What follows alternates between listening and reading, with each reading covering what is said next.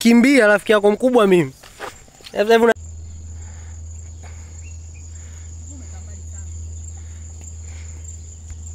Una maana gani? Una maana gani kusema hivyo? Kwa sababu matatizo.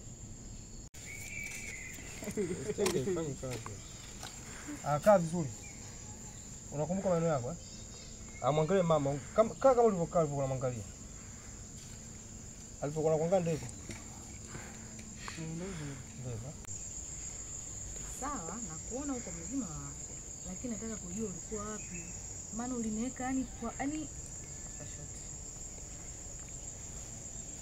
sawa, na kuona uko mzima wa afya. Lakini nahitaji kujua ulikuwa wapi. Mtu anaonekana